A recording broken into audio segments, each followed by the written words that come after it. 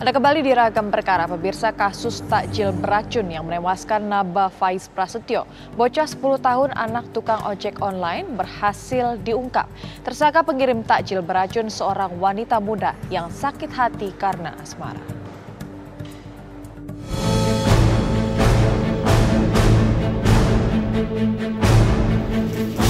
Kasus misterius pengiriman makanan beracun melalui ojek online yang menewaskan Naba Faiz Prasetyo, bocah 10 tahun, akhirnya berhasil diungkap jajaran Reskrim Polres Bantul dan Polda Daerah Istimewa Yogyakarta.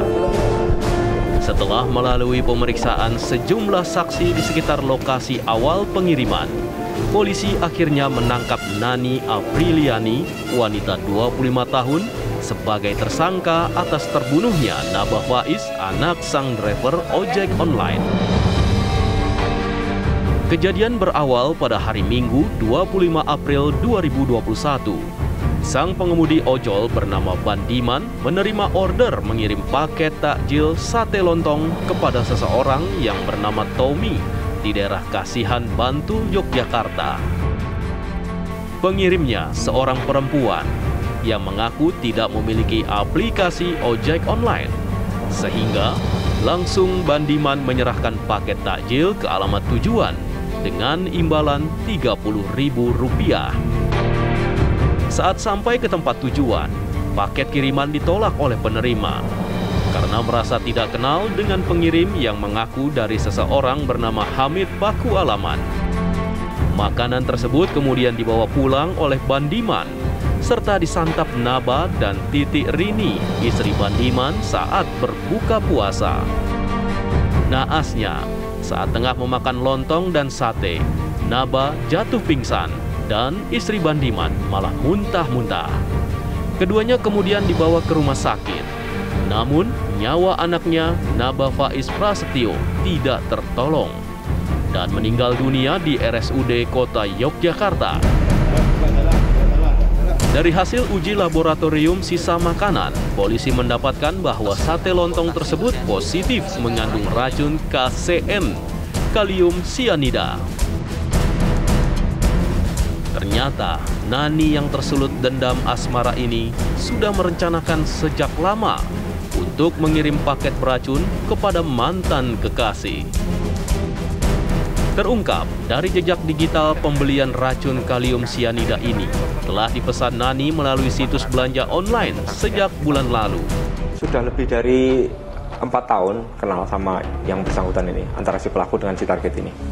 Sudah lebih dari 4 tahun, dan itu juga kenalnya sama si Tommy ini juga sebelum menikah juga sudah kenal gitu loh. Makanya dia kemudian jadi sakit hati ketika si Tommy ini ternyata menikahnya dengan orang lain. Muncul idenya dari mana? Tapi yang jelas perencanaannya tidak dalam 1-2 hari ini sudah direncanakan dari bulan kemarin, hitungannya dari bulan Maret itu ketika dia melakukan pemesanan terhadap KCN itu kalium sianida, kemudian nanti direncanakan ditaburkan di makanan itu. Jadi istilahnya ini bukan sesuatu yang direncanakan sehari 2 hari, tapi sudah cukup panjang prosesnya. Dan ini sementara kita dalami tentang keterlibatan orang lain yang bisa yang memberikan ide kepada si N ini kan. Mudah-mudahan dalam waktu dekat ini kita bisa terkuak lebih lanjut dengan kita gali lebih dalam keterangan dari si Nani sendiri. Karena sampai sejauh ini Nani belum menyebutkan ini siapa itu belum.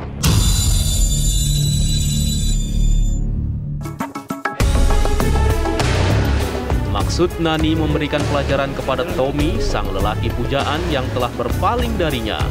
Namun, makanan beracun yang dikirimnya salah sasaran. Naba Faiz, anak pengemudi ojek online lah yang justru menjadi korban. Polisi pun masih melakukan pendalaman atas kasus ini. Apakah memang N ini niatnya sungguh-sungguh ingin menghabisi orang lain atau menganiaya, namun tanpa dia sadari berefek orang meninggal dunia? Itu pertanyaan pertama. Pertanyaan yang kedua adalah, N ini adalah orang yang membubuhkan racun, sekaligus sejak awal punya ide untuk menghabisi orang lain, atau adakah kemungkinan dia hanya satu dari 2 pihak yang barangkali memang ingin menghabisi T? Ringkasnya, adakah kemungkinan N ini adalah orang yang diperalat oleh pihak lain untuk kemudian menghabisi T? Bahwa N punya persoalan secara pribadi, ada muatan perasaan negatif terhadap T itu iya. Tetapi adakah kemungkinan bahwa perasaan negatif itulah yang kemudian dimanfaatkan oleh pihak lain yang sesungguhnya punya persoalan induk dengan T kalau memang N adalah pelaku tunggal atau kalau dia merupakan bagian dari sebuah kejahatan yang berkelompok, saya tetap berharap ada hukuman maksimal bagi N dan juga andaikan ada, yaitu bagi mastermind, bagi orang intellectual dadernya, bagi orang yang sesungguhnya punya niatan untuk menghabisi T.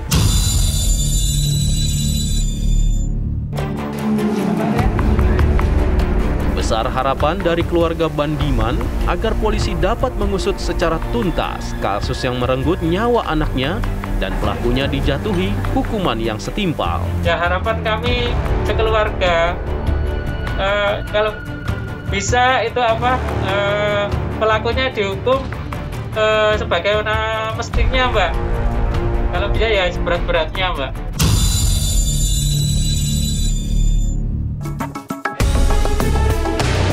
Atas perbuatannya, Nani dijerat pasal 340 KUHP serta pasal 338 KUHP.